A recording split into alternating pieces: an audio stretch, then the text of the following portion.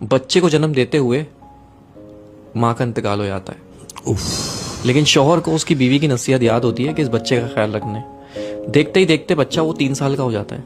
3 साल बाद उसका बाप फिर दूसरी शादी कर लेता है एक शादीशुदा औरत से। अच्छा। जिसके पहले से 3 बच्चे होते हैं। अच्छा, वो सौतेली माँ होती है जालिम। वो उस यतीम बच्चे पे बहुत जुल्म करती है। एक दिन ऐसा ही होता है, उस सौतेली माँ की फैमिली आती है दावत पे और वो यतीम बच्चा भी बैठ जाता है खाना खाने के लिए। तो वो यतीम बच्चा चावल गिरा देता है।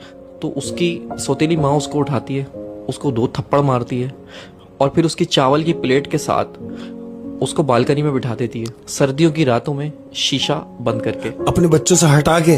अब शौहर ऑफिस से आता है तो कहती है कि आप बैठे, मैं आपको खाना लगा देती हूँ। तो शौहर कहता है, भाई वो मेरे बच्चे, हमारे बच्चे कैसे हैं? वो कहती है वो बच्चे सो गए।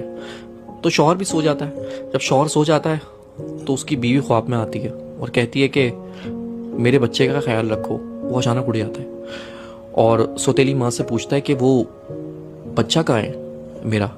उसने बोला वो तो सो रहा है, आप बेफिक्र होकर सो जाए। वो सो गया, बच्चे सो रहे सारे एक साथ। फिर वो सो जाता है उसका मियाँ। फिर उसके ख्वाब में उसकी बीवी आती है कि देखो मैं कह रही हूँ मेरे बच्चे का ख्याल रखो। तो फिर उठ जाता है और फिर उससे पूछता है कि वो बच्चा कहाँ है, बच्चे सब खैरियत से हैं? उसने बोला हाँ तुम्हारा बच्चा सो रहा है। फिर वो सो जाता है। तो फिर तीसरी बार वो बीवी उसके ख्वाब में आती है और कहती है कि अब तुम्हें ख्याल रखने की जरूरत नहीं है क्योंकि मेरा बच्चा मेरे पास आ चुका है। वो घबरा के उठता है और सौतेली माँ से पूछता है कि बच्चा कहाँ है मेरा? जाके देखता है कमरे में तो वो तीनों बच्चे सो रहे होते हैं, लेकिन वो बच्चा नहीं होता जो उसका सगा है। वो उसको पर याद आता है उसकी माँ को कि मैंने तो उसको बालकनी में बंद कर दिया था बाहर। हाँ।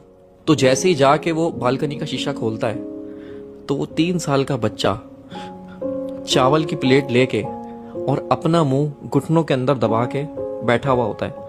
जब बाप उसको जाके हिलाता है तो वो मर चुका होता है।